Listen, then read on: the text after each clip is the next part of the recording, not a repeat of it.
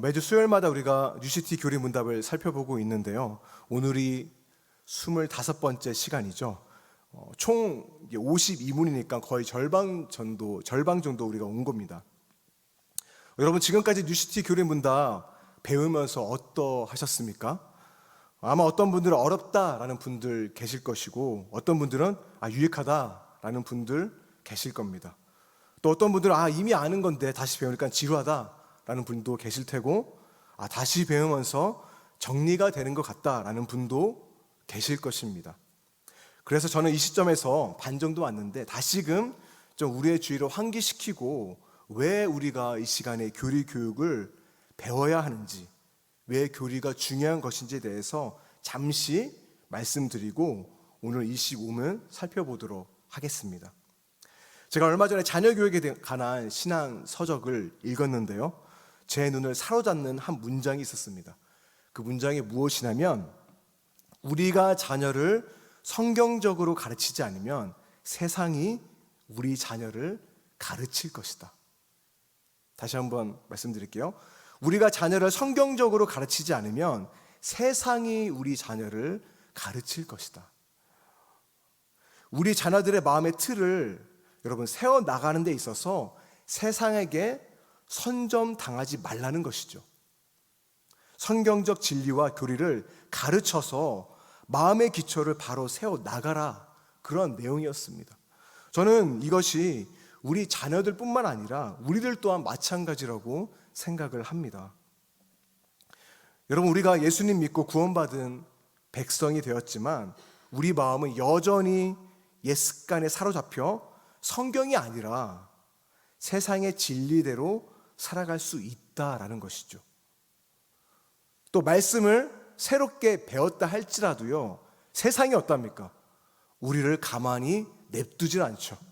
수많은 미디어와 매체들을 통해서 시대의 메시지를 끊임없이 우리에게 주입합니다. 그리고 우리는 알게 모르게 그것들의 영향을 받게 되는 것이죠. 그래서 말씀으로 세워진 우리 마음의 틀이, 그 방향이 다시금 세상적으로 향하게 되는 것입니다.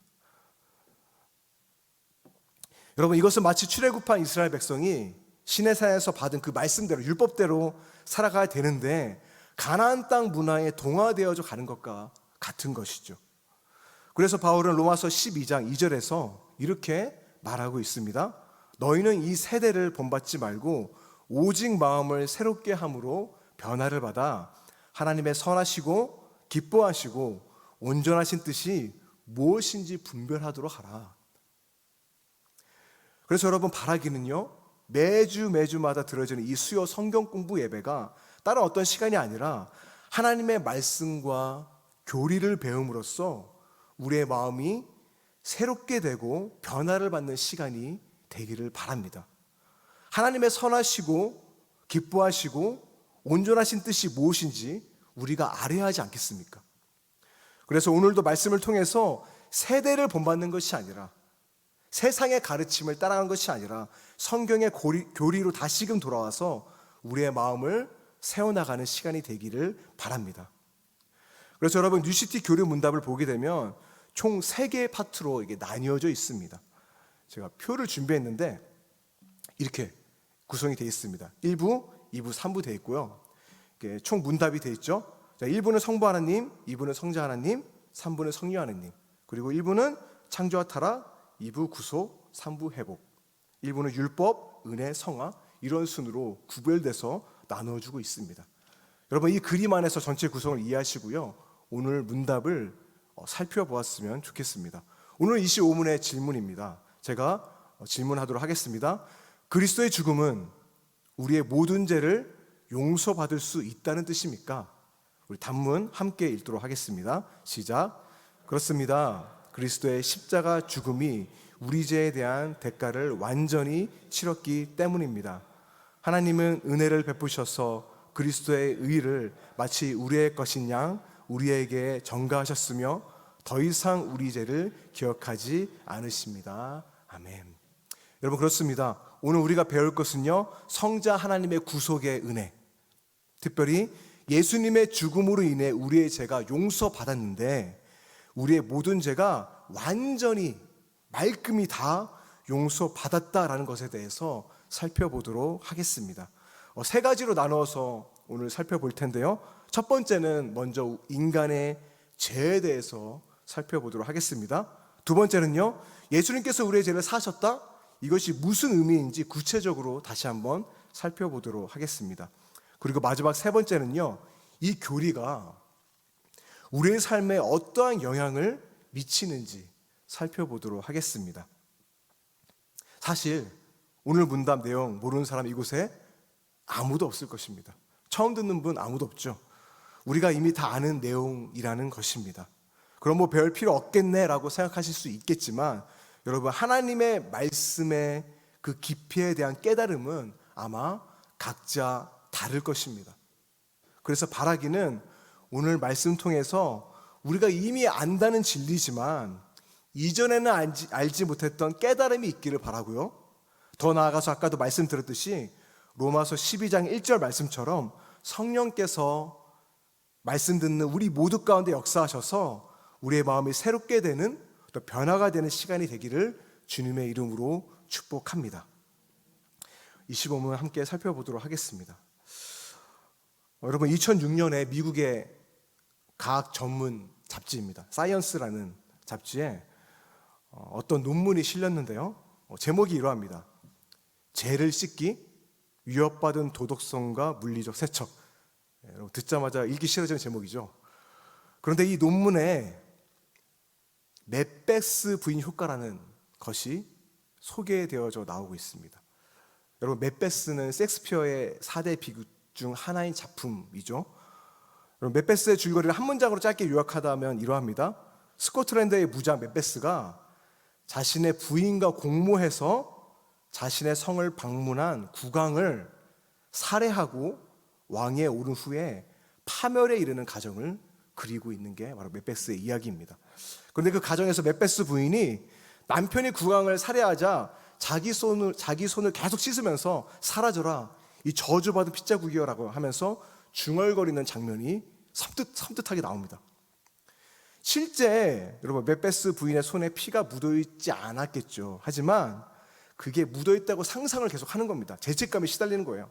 그래서 손을 씻으면 자신의 이 죄의식도 씻겨 내려간다고 생각을 한 것이죠. 그래서 붙여진 이름이 맷베스 부인 효과, 맷베스 효과라고 불린다고 합니다. 손을 씻는 행위를 통해서 자신의 죄가 없어지는 것처럼 털어버리는 행동을 말하고 있는 것입니다. 여러분, 이러한 현상이 심해지면요, 자꾸만 씻게 되는 강박증으로 나타나기도 하는데요.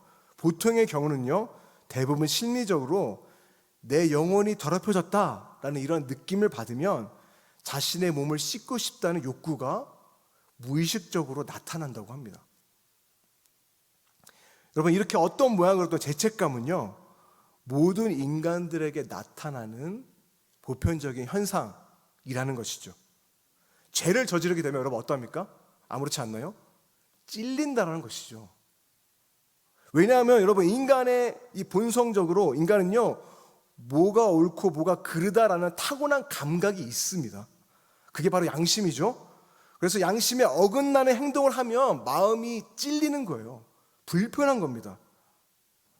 그래서 막연하게나마 내가 지금 죄를 저질렀는데 무슨 심판이 있지 않을까라는 것을 막연하게나마 믿지 않는 사람들도요, 감지한다라는 것이죠. 그래서 어떤 사람은 인간의 양심에 대해서 이렇게 재미있게 표현했어요. 심판의 자리에서 보내는 전파를 포착하는 라디오 수신기가 바로 인간의 양심이다. 바울은요, 로마서 2장 15절에서 인간의 양심에 대해서 이렇게 말합니다. 이런 이들은 그 양심이 증거가 된다. 그 생각들이 서로 혹은 고발하며 혹은 변명하여 그 마음에 새긴 율법의 행위를 나타낸다. 정확히 바울은 이것에 대해서 설명하고 있습니다. 물론 우리의 양심은요, 제 기능을 할 때도 있고 제 기능을 하지 못할 때도 있습니다. 그래서 말씀하고 있죠. 혹은 변명도 하고 고발도 하는 것입니다. 하지만 이렇게 인간은요, 잘못인 것을 알면서도 어떠합니까? 그렇게 행동한다라는 것이죠. 이게 우리 인간의 모습입니다. 그래서 어떠한 신학자는 이러한 인간의 모습을 보면서 보이지 않는 녹음기에 대한 비유를 들었는데요. 이게 어떤 비유냐면 이 녹음기는요, 보이지 않게 우리 목에 있는 겁니다. 그래서 다른 사람과 내 자신에게 인간이라면 이렇게 살아야지, 이게 옳은 거야 라고 말하는 것을 녹음하는 녹음기인 거예요. 그런데 마지막 날 심판대에 섰을 때 하나님께서 우리를 심판하시는데 이렇게 심판하시는 겁니다. 네 목에 있는 녹음기를 꺼내서 트는 겁니다. 그래서 너가 사람이라면 마땅히 이렇게 살아야지 라는 기준을 가지고 내가 너를 심판하겠다 라고 하는 것이죠. 그래서 바울은 로마서 2장 3절에서 이렇게 질문하죠. 이런 일을 행하는 자를 판단하고도 같은 일을 행하는 사람아, 네가 하나님의 심판을 피할 줄로 생각하느냐? 여러분, 바울의 이 질문에 대답할 수 있는 사람 아무도 없죠. 여러분, 이렇게 인간은요, 정죄감에 사로잡혀 살아가고 있습니다. 그래서 이 죄책과 수치감을 없애고자 선하게도 살아보기도 하고 실패자가 되지 않기 위해서 무단히도 애쓰죠. 그런데 어떠합니까? 아무리 씻어도 지워지지 않는 멧베스 부인의 손의 핏자국처럼 지워지지 않는다라는 것이죠.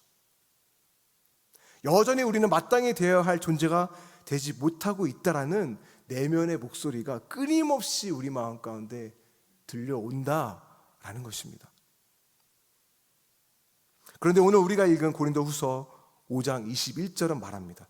하나님이 죄를 알지도 못하신 이를 우리를 대신하여 죄로 삼으신 것은 우리로 하여금 그 안에서 하나님의 의가 되게 하려 하십니다. 죄를 알지도 못하신 이, 즉 예수님을 우리를 대신하여 죄로 삼으셨는데 여러분, 그 이유가 뭐죠? 우리로 하여금 그 안에서 하나님의 의가 되게 하려 하십니다 라고 말씀하고 있죠. 여러분, 이 놀라운 선언은요, 더 이상 우리가 죄책과 수치심에 시달릴 필요가 없다라는 말씀입니다.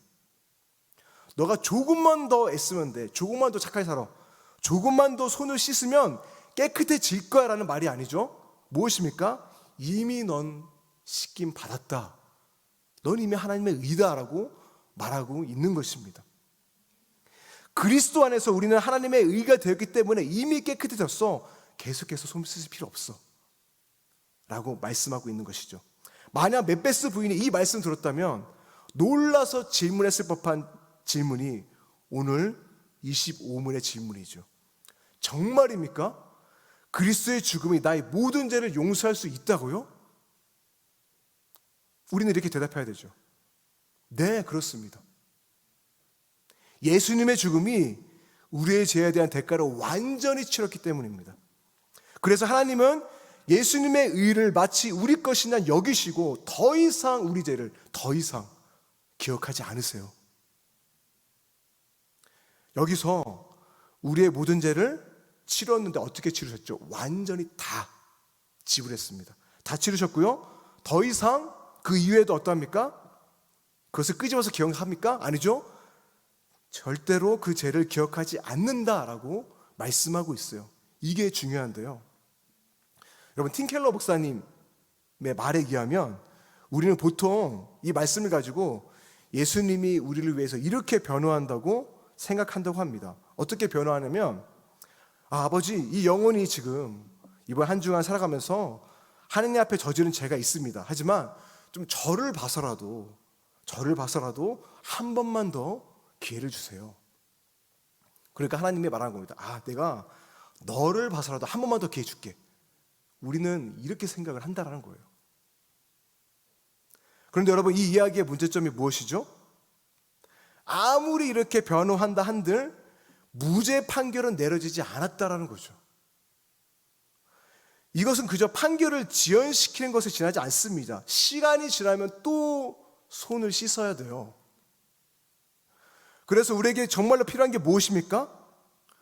어떠한 감정적인 호소나 동정이 필요한 게 아닙니다. 우리에게 필요한 것은 무죄 판결을 받기 위한 법적인 근거가 필요한 거예요. 이게 있어야지 우리가 흔들리지 않을 수 있는 것이죠. 성경은요, 예수님이 그 근거다라고 말하고 있습니다. 그것이 무엇입니까? 요한일서 2장 2절은 말합니다. 그는 우리 죄를 위한 화목 제물이다. 여러분, 이것이 확실한 법적 근거입니다. 예수님이 이 근거를 가지고 이렇게 말씀하는 거예요. 아버지, 이 백성이 죄를 범했습니다.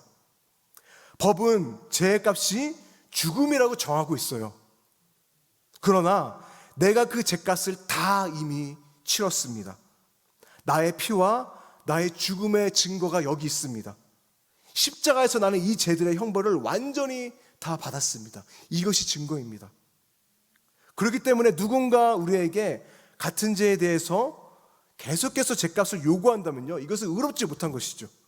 법에 어긋나는 것입니다. 따라서 예수님께서 우리를 위해서 하시는 일이 무엇입니까? 자비를 구하는 게 아니죠. 확실한 법적인 근거를 가지고 정의를 요구한다는 것입니다.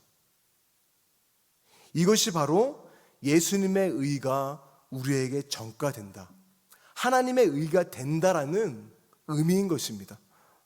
하나님의 법이, 하나님의 의가 우리의 무죄 판결을 당당하게 요구한다라는 것이죠.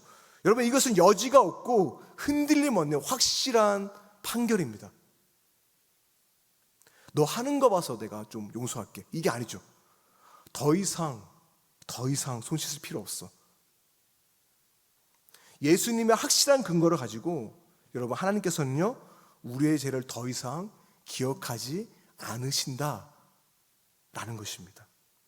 그래서 하나님이 우리를 보실 때 그리스도의 밖에 있다면 우리는 어떠합니까? 죄인이죠. 하지만 그리스도 안에 있는 우리를 보신다라는 거예요. 오늘 우리가 살펴본 고린도후서 5장 21절 말씀이 그 의미를 담고 있는 것입니다. 다시 한번 말씀 볼게요. 하나님이 죄를 알지도 못하신 이를 우리를 대신하여 죄를 삼으셨다. 확실한 근거죠. 그 이유가 무엇입니까? 그 안에서 우리가 의가 되었다. 예수님은 죄인이 아니죠. 하지만 죄인 취급당하고 십자가에서 죽임을 당한 것처럼 예수님을 믿는 우리가 의인은 아니지만 하나님께서 저와 여러분을 예수님 안에서 의롭고 아름다운 존재로 보신다라는 것입니다. 그냥 우리가 불쌍해서 하나님이 내가 내 아들 봐서도 참는다, 이게 아니에요. 눈 감고 우리 봐준다, 이게 아니에요. 여러분, 법정에서 재판관에게 막 동정을 얻어내서 선처를 부탁하는 것은 최선의 방법이 아니죠. 무엇이 최선의 방법입니까? 다시 한번 강조할게요. 반드시 판결을 얻어내야 돼요. 무죄 판결을 얻어내야 됩니다. 여러분, 복음이 믿기지 않을 만큼 좋은 소식인 이유가 바로 여기에 있는 거예요. 하나님의 법이 우리에게 무죄 판결을 내리도록 요구하고 있기 때문인 것입니다. 그래서 우리가 너무나 잘 아는 요한 1장 9절은 이렇게 말하고 있습니다.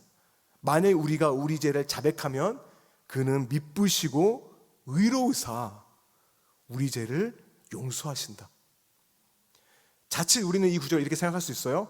오늘 나 죄 지은 것 같은데 하나님께서 나 심판할 것 같아. 그래서 회개하지 않으면 나 지옥 갈 거야. 까먹지 말고 빨리 죄를 자백해서 한 번 더, 두 번째 기회를 얻어야지 라고 생각할 수 있어요.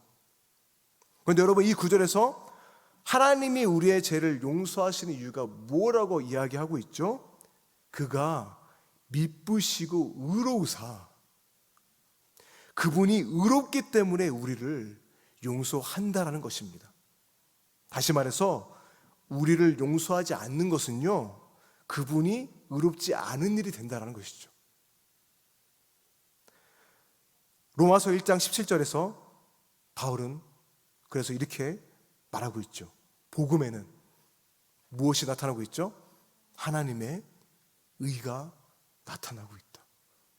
확실한 판결이, 무죄 판결이 우리 가운데 내려진 것입니다.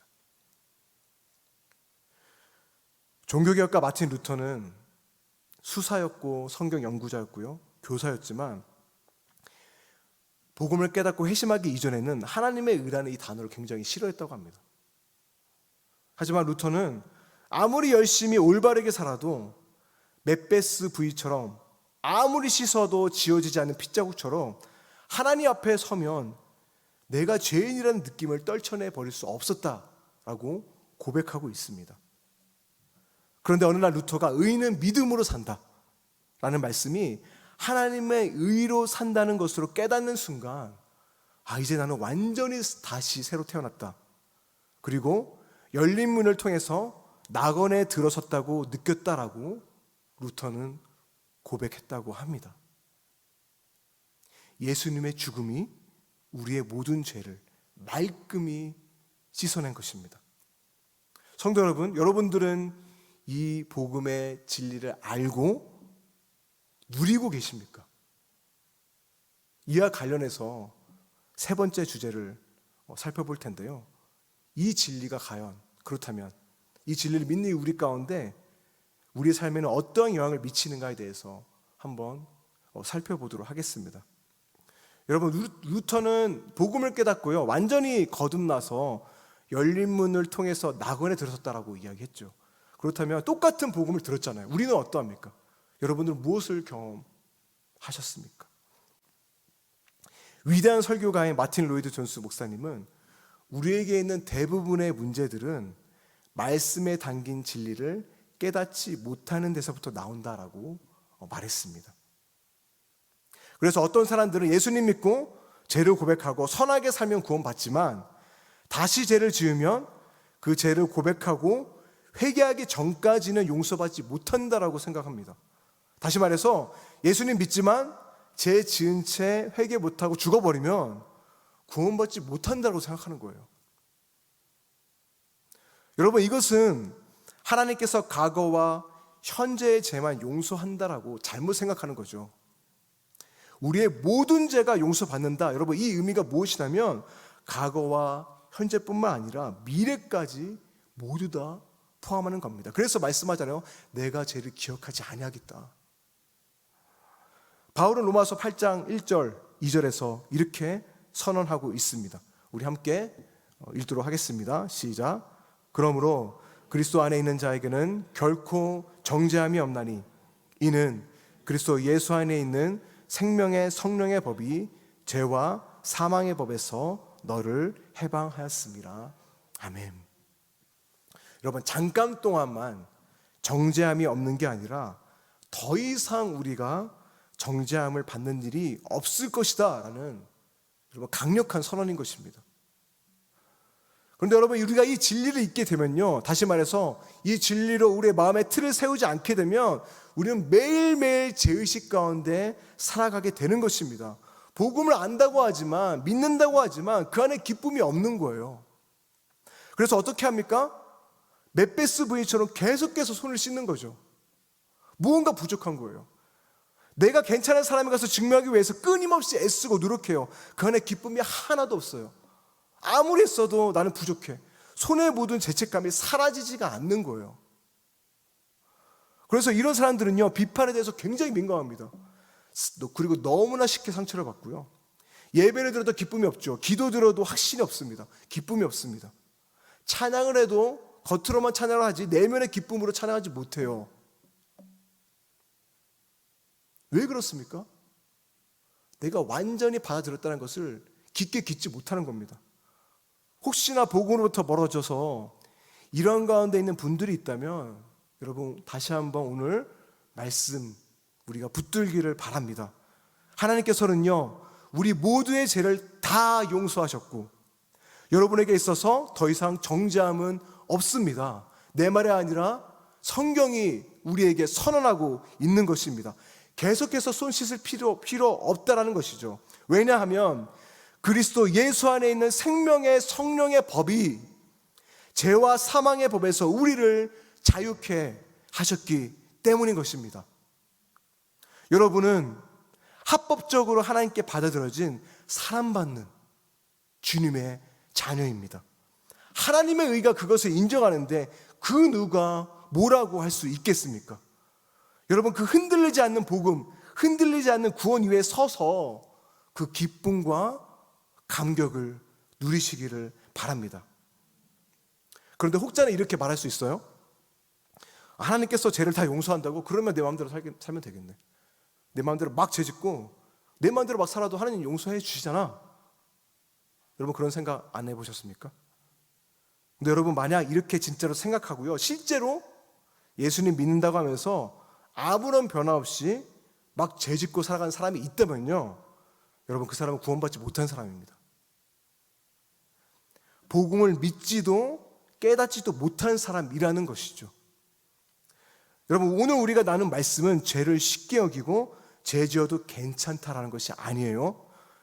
이것과 관련해서 균형 잡힌 좋은 글이 있어서 제가 여러분께 소개해 드리도록 하겠습니다. 아까 제가 소개했던 마틴 로이드 존스 목사님의 글인데요, 제가 읽도록 하겠습니다. 믿지 않는 사람이 죄를 짓는 것과 믿는 사람이 죄를 짓는 것의 차이는 국법을 어긴 사람과 아내와의 관계에서 해서는 안 되는 일을 한 사람의 차이와 같다. 그래서 믿는 사람이 죄를 짓는 것은 법을 어기지는 않았지만 아내의 마음에 상처를 준 것과 같은 것이다. 이것이 다른 점이다. 즉 이제는 법이 아니라 사랑과 관계의 문제다. 아내에게 잘못을 했어도 그 사람이 법적으로 더 이상 남편이 아닌 것은 아니다. 하지만 이것은 법적인 정죄보다 훨씬 심각하다. 나라면 내가 사랑하는 사람에게 상처를 주느니 차라리 나와 인격적으로 아무런 관계가 없는 법을 어기겠다. 그렇기에 당신은 죄를 지었지만 사랑에 대한 죄를 지은 것이다. 따라서 부끄러울 수 있고 부끄러워야 하지만 정죄함을 받아서는 안 된다. 그렇게 하는 것은 다시 자신을 율법 아래에 두는 것이기 때문이다. 하나님은 무조건 죄를 용서하시니까 내 마음대로 살겠다? 여러분 이러한 사람은요, 예수님과 애초부터 그 사랑의 관계가 없는 것입니다.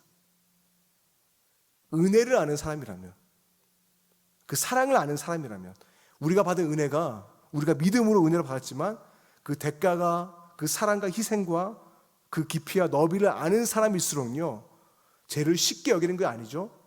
죄를 더욱더 미워하게 됩니다. 그래서 여러분 복음은요, 우리에게 위로를 주는 동시에 경고를 하는 것입니다.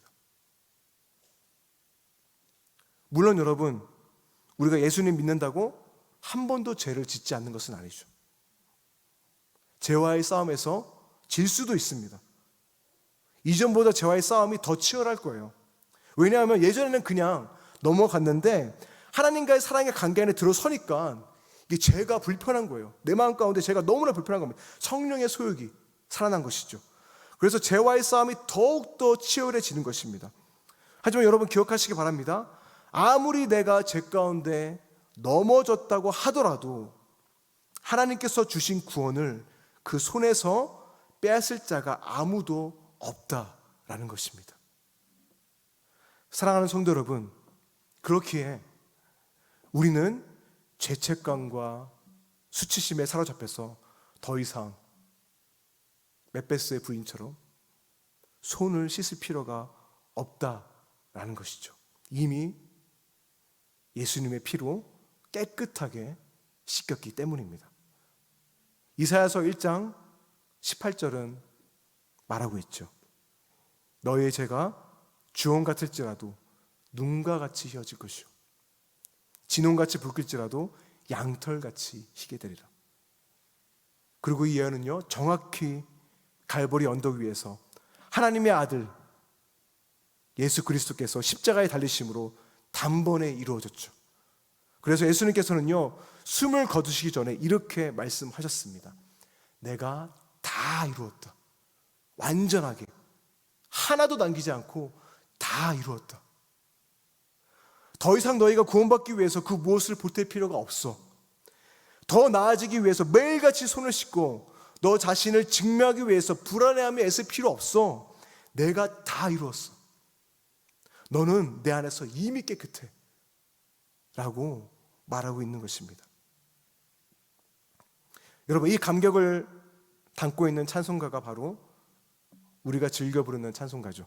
268장 죄에서 자유를 얻게 함은이라는 찬송가입니다. 매일 부르는 찬송가라 이 가사가 너무 익숙해서 새롭지 않을 수 있지만 다시금 제가 가사를 읽어드리도록 하겠습니다. 죄에서 자유를 얻게 함은 보혈의 능력 주의 보혈, 시험을 이기고 승리하니 참 놀라운 능력이로다. 육체의 정욕을 이기림은 보혈의 능력 주의 보혈, 정결한 마음을 얻게 하니 참 놀라운 능력이로다. 눈보다 더 희게 밝히는 것 보혈의 능력 주의 보혈, 부정한 모든 것 밝히시니 참 놀라운 능력이로다. 구주의 복음을 전할 제목 보혈의 능력 주의 보혈, 날마다 나에게 찬송 주니 참 놀라운 능력이로다. 주의 보혈 능력이 또다. 주의 피 믿고 주의 보혈 그 어린 양의 매우 귀중한 피로다. 사랑하는 성도 여러분, 이전보다 더 큰 기쁨으로 이 찬성을 고백하는 저와 여러분들이 되시기를 주님의 이름으로 축복합니다. 우리 함께 기도하시겠습니다.